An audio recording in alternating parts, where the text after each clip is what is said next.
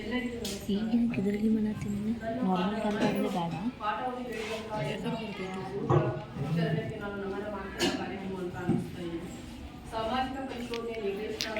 ಹಂಗೆ ಹಿಡ್ಕೊ ಒಂದು ಫೋಟೋ ತೆಗಿತೀನಿ ಇದು ನಾವು ಸಾಮಾಜಿಕ ಪರಿಶೋಧನೆಯನ್ನು ಈ ಸಾಮಾಜಿಕ ಪರಿಶೋಧನೆಯಲ್ಲಿ ಅತಿಥಿ ಸ್ಥಾನವನ್ನು ವಹಿಸಿಕೊಂಡಿರುವಂತಹ ಶ್ರೀ ಮೈಮುದ್ದೀನ್ ಬಾಪುನವರ್ ಸರ್ ಅವರೇ, ಅದೇ ರೀತಿಯಾಗಿ ಈ ಶಾಲೆಯ ಮುಖ್ಯ ಶಿಕ್ಷಕರಾದ ಶ್ರೀ ಕದಂ ಸರ್ ಅವರೇ ಹಾಗೂ ಈ ಶಾಲೆಯಲ್ಲಿ ಎಲ್ಲ ಶ್ರೀಅಂಶ ಸದಸ್ಯರು ಹಾಗೂ ಈ ಶಾಲೆಯ ನೋಡುವ ಮುಖ್ಯ ಶಿಕ್ಷಕರಾದ ಶ್ರೀ ಬಿಡಿಗೆ ಸರ್ ಅವರೇ ಹಾಗೂ ಉಪಸ್ಥಿತಿರುವಂತಹ ಎಲ್ಲ ಶಿಕ್ಷಕರ ವರ್ಗದವರೇ ಹಾಗೂ ಇಲ್ಲಿ ಕಾರ್ಯಕ್ರಮದ ಮುಖ್ಯ ಕೇಂದ್ರ ಬಿಂದುವಾಗಿರುವ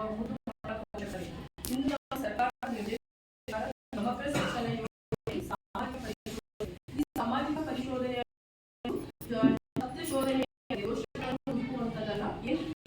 ಗಮನಕ್ಕೆ ಬರ್ತದೆ. ಅದನ್ನು ನಾವು ಸರ್ಕಾರಕ್ಕೆ ಒಂದು ಮಾಹಿತಿ ಸಲ್ಲಿಸುವ ನಿಟ್ಟಿನಲ್ಲಿ ಇದನ್ನು ನಾವು ಮಾಡ್ತಾ ಇದ್ದೇವೆ. ಈ ಸಾಮಾಜಿಕ ಪರಿಶೋಧನೆಯಲ್ಲಿ ನಾವು ಸಮಗ್ರ ಶಿಕ್ಷಣ ಯೋಜನೆಗೆ ಸಂಬಂಧಪಟ್ಟಂತೆ ಸರ್ಕಾರ ಮಕ್ಕಳಿಗೆ ಉಚಿತವಾಗಿ ಏನು ಶಿಕ್ಷಣ ನೀಡ್ತಾ ಇದೆ ಆ ಶಿಕ್ಷಣವು ಮಕ್ಕಳಿಗೆ ಪೂರಕವಾಗಿ ಸಿಗ್ತಾ ಇದೆ ಇಲ್ಲ ಅನ್ನೋದನ್ನೇ ಪರಿಶೀಲನೆ ಮಾಡೋದಾಗಿದೆ. ಇಲ್ಲಿ ಮುಖ್ಯವಾಗಿ ನಾವು ಗಮನಿಸುವುದು ಅಂತ ಹೇಳಿದ್ರೆ, ಒಂದು ಶಾಲೆ ನಡಿಬೇಕಂತ ಹೇಳಿದ್ರೆ ಅಲ್ಲಿ ಮೂಲಭೂತ ಸೌಕರ್ಯಗಳು ಇದಾವಿಲ್ಲ, ಆ ಮೂಲಭೂತ ಸೌಕರ್ಯಗಳು ಸಮರ್ಪಕವಾಗಿ ಸಿಗ್ತಾ ಇದೆ ಇಲ್ಲ ಅನ್ನೋದನ್ನು ಪರಿಶೀಲನೆ ಮಾಡುದು. ಜೊತೆಗೆ ಏನಂತ ಹೇಳಿದ್ರೆ ಮಕ್ಕಳ ಶಿಕ್ಷಣದ ಗುಣಮಟ್ಟ ಉತ್ತಮವಾಗಿರಬೇಕು ಅಂತ ಹೇಳಿದ್ರೆ ಸರ್ಕಾರ ಸಾಕಷ್ಟು ಸೌಲಭ್ಯಗಳನ್ನು ನೀಡ್ತಾ ಇದೆ, ಅದರ ಗುಣಮಟ್ಟ ಹೇಗಿದೆ ಅನ್ನೋದನ್ನ ಪರಿಶೀಲನೆ ಮಾಡೋದಾಗಿದೆ. ನಾವು 3 ದಿನಗಳ ಕಾಲ ಈ ಸಮಗ್ರ ಶಿಕ್ಷಣ ಯೋಜನೆಯಲ್ಲಿ ಸರ್ಕಾರ ಮಕ್ಕಳಿಗೆ ಉಚಿತವಾಗಿ ಪಠ್ಯ ಪುಸ್ತಕ ಶೂ ಸಾಕ್ಸ್ಗಳನ್ನು ವಿತರಣೆ ಮಾಡ್ತಾ ಇದೆ. ಅದರ ಜೊತೆಗೆ ಗುಣಮಟ್ಟದ ಶಿಕ್ಷಣವನ್ನು ಕೊಡಲಿಕ್ಕೆ ಸರ್ಕಾರದಿಂದ ನೇಮಕ ಮಾಡಿದಂತಹ ಉತ್ತಮವಾದ ಶಿಕ್ಷಕರನ್ನ ನೇಮಕ ಮಾಡಿದೆ. ಅದರ ಅಡಿಯಲ್ಲಿ ಮಕ್ಕಳು ಪಾಠವನ್ನು ಕೇಳ್ತಾ ಇದ್ದಾರೆ, ಅದರ ಕಲಿಕಾ ಗುಣಮಟ್ಟ ಹೇಗಿದೆ ಅನ್ನೋದನ್ನ ಪರಿಶೀಲನೆ ಮಾಡೋದಾಗಿದೆ. ನಾವು ಇಲ್ಲಿ ಏನ್ ಗಮನಿಸುವುದು ಹೇಳಿದ್ರೆ ಕೇವಲ ಶಿಕ್ಷಕರ ಪಾತ್ರ ಆಗಿರೋದಿಲ್ಲ. ಅಂದ್ರೆ ಶಾಲೆಗೆ ಶಿಕ್ಷಕರು ಬರ್ತಾರೆ, ಮಕ್ಕಳನ್ನ ಕರೆಸ್ತಾರೆ, ಅದರ ಜೊತೆಗೆ ಮಕ್ಕಳ ಪೋಷಕರ ಪಾತ್ರ ಏನಂತ ಹೇಳಿದ್ರೆ ಮಕ್ಕಳಿಗೆ ಶಾಲೆಗೆ ಕಳಿಸುವಂತದ್ದಾಗಿದೆ. ಕೆಲವೊಂದು ನಾವು ಈ ಪರಿಶೀಲನೆ ಮಾಡಿದಾಗ ಸುಮಾರು ಮಕ್ಕಳು ಶಾಲೆ ಬಿಟ್ಟ ಮಕ್ಕಳನ್ನು ಕೂಡ ನಾವು ಈ ಶಾಲೆಯಲ್ಲಿ ನೋಡಿದ್ದೇವೆ. ಅದರ ಜವಾಬ್ದಾರಿ ಶಿಕ್ಷಕರ ಮೇಲೆ ಬರಲ್ಲ, ಪೋಷಕರ ಮೇಲೆ ಬರ್ತದೆ. ಅಂದರೆ ನಮ್ಮ ಮಗು ಶಾಲೆಯನ್ನು ಪಡೆದು ಉತ್ತಮ ವಿದ್ಯಾಭ್ಯಾಸ ಮತ್ತು ಉತ್ತಮ ನಾಗರಿಕನಾಗಬೇಕಂತ ಹೇಳಿದ್ರೆ ಅಲ್ಲಿ ಪೋಷಕರ ಪಾತ್ರ ತುಂಬಾ ಮುಖ್ಯವಾಗಿರುತ್ತದೆ. ಅಂತ ಹೇಳಿದ್ರೆ ನಾವು ಮಕ್ಕಳಿಗೆ ಹೆತ್ತರೆ ಮಾತ್ರ ಸಾಲದು, ಅವರಿಗೆ ಆಸ್ತಿಗಳನ್ನು ಮಾಡಿದರೆ ಸಾಕಾಗುವುದಿಲ್ಲ. ಒಬ್ಬ ಉತ್ತಮ ಪರಿಚಯನಾಗಿ ಮಾಡ್ಬೇಕಂತ ಹೇಳಿದ್ರೆ ಪೋಷಕರ ಜವಾಬ್ದಾರಿ ಅತಿ ಮುಖ್ಯವಾಗಿರುತ್ತದೆ. ಅದು ಎಲ್ಲಿವರೆಗೆ ಅಂತ ಹೇಳಿದ್ರೆ ಒಂದು ಮಗು 18 ವರ್ಷ ಪೂರ್ಣವಾಗುವವರೆಗೂ ಪೋಷಕರ ಜವಾಬ್ದಾರಿ ಮುಖ್ಯವಾಗಿರುತ್ತದೆ. ಈಗ ಏನಂತ ಹೇಳಿದ್ರೆ 1 ರಿಂದ 14 ವರ್ಷದೊಳಗಿನ ಮಕ್ಕಳು ಶಾಲೆಯನ್ನು ಬಿಟ್ಟು ವಂಚಿತರಾಗಬಾರ್ದು. ಪ್ರತಿಯೊಂದು ಮಗುವು ಕೂಡ ವಿದ್ಯಾಭ್ಯಾಸವನ್ನು ಪಡಿಬೇಕಂತ ಹೇಳಿ ಸರ್ಕಾರ ಉಚಿತ ಮತ್ತು ಕಡ್ಡಾಯ ಶಿಕ್ಷಣವನ್ನು ಜಾರಿ ಮಾಡಿದೆ.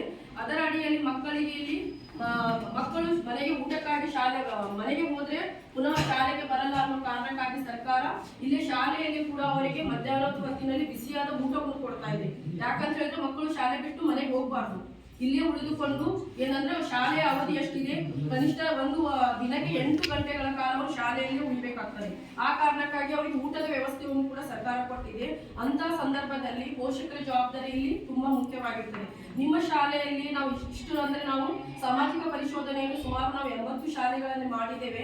ಆದ್ರೆ ನಿಮ್ಮ ಶಾಲೆಯಲ್ಲಿ ಎಲ್ಲ ಶಿಕ್ಷಕರು ಕೂಡ ಗೌರ್ಮೆಂಟ್, ಅಂದ್ರೆ ಯಾರು ಗೆಸ್ಟ್ ಟೀಚರ್ ಇಲ್ಲ, ಎಲ್ಲರೂ ಗೌರ್ಮೆಂಟ್ ಶಿಕ್ಷಕರಿದ್ದಾರೆ ಅಂತ ಹೇಳಿದ್ರೆ ನಿಮ್ಮ ಪೋಷಕರ ಕೈ ಜೋಡಿಸಿದರೆ ಈ ಶಾಲೆ ರಾಜ್ಯ ಮಟ್ಟದಲ್ಲೇ ನಂಬರ್ 1 ಸ್ಥಾನಕ್ಕೆ ಬರಬಹುದು. ಯಾಕಂತ ಹೇಳಿದ್ರೆ ಒಂದು ಗೌರ್ಮೆಂಟ್ ಶಾಲೆಯಲ್ಲಿ ಶಿಕ್ಷಕರು ಆಯ್ಕೆ ಆಗ್ಬೇಕಂತ ಹೇಳಿದ್ರೆ ಕೋಟ್ಯಾಂಗಟ್ಟಲೆ ಜನರಲ್ಲಿ ಅವರು ಪಾರ್ಟಿಸಿಪೇಟ್ ಮಾಡಿ ಅಂದ್ರೆ ಸ್ಪರ್ಧೆಯನ್ನು ಒಡ್ಡಿ ಅದರಲ್ಲಿ ಒಬ್ಬರನ್ನು ಮಾತ್ರ ಸಿಲೆಕ್ಟ್ ಮಾಡ್ತಾರೆ. ಅಂತ ಶಿಕ್ಷಕರು ಎಲ್ಲ ಏನಂತ ಹೇಳಿದ್ರೆ ವಜ್ರ ವೈಡೂರ್ಯಗಳಂತ ಮುತ್ತುಗಳಂತ ಶಿಕ್ಷಕರು ನಿಮ್ಮ ಶಾಲೆಯಲ್ಲಿ ಇದ್ದಾರೆ.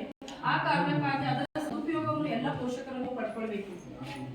ಯಾಕಂತ ಹೇಳಿದ್ರೆ ನಾನು ಕೂಡ ಒಂದು ಗೌರ್ಮೆಂಟ್ ಶಾಲೆಯಲ್ಲಿ ಓದಿದ್ದೇನೆ. ನಾನು ತುಂಬಾ ಕಡು ಬಡತನದಿಂದ ಬಂದವಳು, ವಿದ್ಯಾಭ್ಯಾಸದ ಗುರುತೇ ಇಲ್ಲದಂತ ಕುಟುಂಬದಿಂದ ಬಂದವಳು. ಆದ್ರೆ ನಾನು ಓದಿರೋದು ಗೌರ್ಮೆಂಟ್ ಶಾಲೆಯಲ್ಲಿ ಉತ್ತಮ ಶಿಕ್ಷಕರ ಮಾರ್ಗದಲ್ಲಿ ಓದಿದ್ದೀನಿ ಅಂತ ಹೇಳಿ ನಾನು ಈ ಸ್ಥಾನದಲ್ಲಿ ಇದ್ದೇನೆ. ಆದ್ರೆ ಸಾಕಷ್ಟು ಜನ ಏನ್ ಮಾಡ್ತಾರೆ ಅಂತ ಹೇಳಿದ್ರೆ ದುಡ್ಡಿರೋರು ಪ್ರೈವೇಟ್ ಸ್ಕೂಲ್ಗಳಿಗೆ ಮಕ್ಕಳಿಗೆ ಕಳಿಸ್ತಾರೆ. ಅಲ್ಲಿ ಏನು ವಿದ್ಯಾಭ್ಯಾಸ ಅಷ್ಟೊಂದು ಏನು ನೋಡ್ಲಿಕ್ಕೆ ಮಾತ್ರ ಚಂದ ಇರ್ತದೆ, ಅದು ಆದ್ರೆ ಜ್ಞಾನ ಮಾತ್ರ ಇರಲ್ಲ.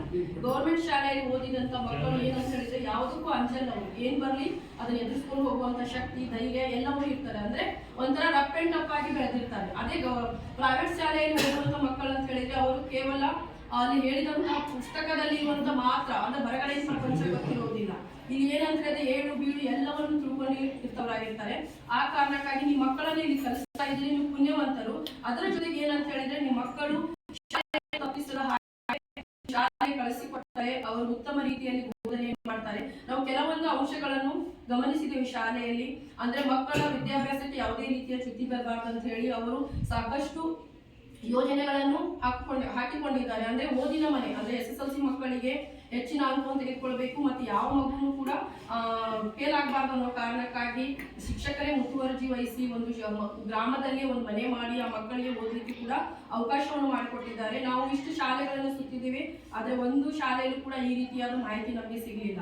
ಆಮೇಲೆ ಮತ್ತೊಂದು ಏನಂತ ಹೇಳಿದ್ರೆ, ಅವರು ಮಕ್ಕಳ ಫಲಿತಾಂಶದ ಒಂದು ಕ್ರಿಯಾಯೋಜನೆಯನ್ನು ಮಾಡಿದ್ದಾರೆ. ಅದರಲ್ಲಿ ಪೋಷಕರಿಗೂ ಮತ್ತು ಮಕ್ಕಳಿಗೂ ಕೂಡ ತಮ್ಮ ಮಕ್ಕಳಿಗೆ ಪ್ರತಿ ಹಂತದಲ್ಲಿ ಎಕ್ಸಾಮ್ ಅನ್ನು ಮಾಡಿದಾಗ ಅದರಲ್ಲಿ ಎಷ್ಟು ಮಾರ್ಕ್ಸ್ ಅನ್ನು ತೆಗೆದುಕೊಳ್ತಾರೆ ಅದರ ಪ್ರಗತಿಯನ್ನು ಕೂಡ ಅವರು ಪ್ರತಿ ಸಲ ಹೇಳಿದಾಗ ಇದರಿಂದ ಮಕ್ಕಳಿಗೂ ಕೂಡ ಅನುಕೂಲ ಆಗ್ತದೆ, ಪೋಷಕರಿಗೂ ಕೂಡ. ಅಂದ್ರೆ ನಮ್ಮ ಮಕ್ಕಳಿಗೆ ಇನ್ನೂ ಹೆಚ್ಚಿನ ನಾವು ಪ್ರಯತ್ನ ಪಟ್ಟರೆ ಉತ್ತಮ ಅಂಕವನ್ನು ತೆಗೆದುಕೊಳ್ಬಹುದು ಅಂತ ಹೇಳಿ ಈ ರೀತಿಯಾಗಿ ಸಾಕಷ್ಟು ಉತ್ತಮ ಕಾರ್ಯಕ್ರಮಗಳನ್ನು ಈ ಶಾಲೆಯಲ್ಲಿ ಹಾಕಿಕೊಂಡಿದ್ದಾರೆ. ಅದಕ್ಕೆ ಹಾಕಿಕೊಳ್ಬೇಕಂತ ಹೇಳಿದ್ರೆ ಅಲ್ಲಿ ಉತ್ತಮ ಶಿಕ್ಷಕರಿದ್ರೆ ಮಾತ್ರ ಸಾಧ್ಯ. ಆ ಕಾರಣಕ್ಕಾಗಿ ತಾವೆಲ್ಲರೂ ನಿಮ್ಮ ಮಕ್ಕಳಿಗೆ ಯಾರ್ಯಾರಿಗೆ ಅಡ್ಮಿಷನ್ ಮಾಡಿಸಿದ್ದೀರಿ ಅವರಿಗೆ ಶಾಲೆಯನ್ನು ತಪ್ಪಿಸ್ಲಿಕ್ಕೆ ಬಿಡಬಾರ್ದು. ಯಾಕಂತ ಹೇಳಿದ್ರೆ ಏನು ಒಂದು 10ನೇ ತರಗತಿಯವರಿಗೆ ಚೆನ್ನಾಗಿ ಇದು ಫೌಂಡೇಶನ್ ಇದು ಏನಿದು ಇಲ್ಲಿ ಮಾತ್ರ ಅವ್ರು ಸರಿಯಾಗಿ ಕಲ್ತ್ರ ಅಂತ ಹೇಳಿದ್ರೆ ಮುಂದೆ ಹೋಗಿ ಏನ್ ಬೇಕಾದ್ರೂ ಮಾಡ್ಬೋದು. ಇಲ್ಲೇ ಸರಿಯಾಗಿ ಕಲ್ತಿಲ್ಲ ಅಂದ್ರೆ ಏನ್ ಮಾಡ್ಲಿಕ್ಕೂ ಸಾಧ್ಯ ಇಲ್ಲ. ಆ ಕಾರಣಕ್ಕಾಗಿ ಯಾರ್ಯಾರ ಮಕ್ಕಳು ಶಾಲೆಗೆ ಇಲ್ಲಿ ಅಡ್ಮಿಷನ್ ಅನ್ನ ತೆಗೆದುಕೊಂಡಿದ್ದೀರಿ ಮತ್ತೆ SDMC ಅವರು ಎಲ್ಲ ಇದ್ದೀರಿ, ಆ ಮಕ್ಕಳಿಗೆ ದಯವಿಟ್ಟು ಶಾಲೆಯನ್ನು ತಪ್ಪಿಸದೆ ಇಲ್ಲಿ ಶಾಲೆಗೆ ಕಳಿಸ್ಕೊಟ್ರೆ ನೀವು ಅವ್ರು ಏನ್ ಮಾಡ್ಬೇಕು ತಯಾರಿ ಶಿಕ್ಷಕರು ಮಾಡ್ತಾರೆ. ನಾವು ಇಲ್ಲಿ ಭೇಟಿ ಸಮಯದಲ್ಲಿ ನೋಡಿದ್ವಿ, ಉತ್ತಮ ರೀತಿಯ ಶಿಕ್ಷಕರು ಸಿಕ್ಕಿದ್ದಾರೆ. ಆದ್ರೆ ನಮ್ಗೆ ಒಂದ್ ಕಡೆ ಅನಿಸ್ತು, ನಾವು ಓದ್ಬೇಕಾದ್ರೆ ಇಂಥ ಶಿಕ್ಷಕರು ನಮಗೆ ಸಿಗ್ಲಿಲ್ಲ ಅಂತ ಹೇಳಿ. ಆ ಕಾರಣಕ್ಕಾಗಿ ನೀವು ಹೊರಗಡೆ ಇರ್ತೀರಿ, ನಿಮ್ಗೆ ಗೊತ್ತಿರಲ್ಲ, ಬಟ್ ಅದನ್ನು ಯಾರು ಅವರ ಇದರಲ್ಲಿ ಅಂದ್ರೆ ಏನ್ ಹೇಳ್ಬೇಕಂತ ಹೇಳಿದ್ರೆ ಅವರ ಒಳನಾಡಿನಲ್ಲಿ ಇರ್ತಾರೆ, ಅವರು ಏನು ಅನ್ನೋದನ್ನು ಗೊತ್ತಾಗ್ತದೆ. ಆ ಕಾರಣಕ್ಕಾಗಿ ನೀವು ಶಿಕ್ಷಕರು ಉತ್ತಮರಿದ್ದಾರೆ, ನಿಮ್ಮ ಮಕ್ಕಳನ್ನು ಉತ್ತಮ ರೀತಿಯಲ್ಲಿ ಶಾಲೆಗೆ ಕಳಿಸಿ ಅಭಿವೃದ್ಧಿಯನ್ನು ಕಾಣಿ ಅಂತ ಹೇಳ್ತೇನೆ. ಮತ್ತೊಂದು ಏನಂತ ಹೇಳಿದ್ರೆ, ಇಲ್ಲಿ ಮಕ್ಕಳು ಶಾಲೆಯನ್ನು ಯಾರು ಬಿಟ್ಟು ಹೋಗಿದ್ದಾರೆ ಅಂತ ಪಾಲಕರಿಗೆ ಸ್ವಲ್ಪ ನೀವು SDMC ಕಮಿಟಿಯವರಾಗ್ಲಿ ಒಂದು 4 ರಿಂದ 5 ಮಕ್ಕಳು ಬಿಟ್ಟು ಹೋಗಿದ್ದಾರೆ ಶಾಲೆ, ಅವರಿಗೆ ದಯವಿಟ್ಟು ಎಕ್ಸಾಮಿಗೆ ಕುಳಿಸಿ ಅವರ ಮುಂದಿನ ಭವಿಷ್ಯವನ್ನು ಉತ್ತಮಪಡಿಸಿ ಅಂತ ಕೇಳ್ತಾ ಇದ್ದೇನೆ. ಇಲ್ಲಿವರೆಗೆ ನನಗೆ ಮಾತನಾಡಲಿಕ್ಕೆ ಅವಕಾಶ ಮಾಡಿಕೊಟ್ಟಂತ ತಮ್ಮೆಲ್ಲರಿಗೂ ವಂದಿಸುತ್ತೇನೆ.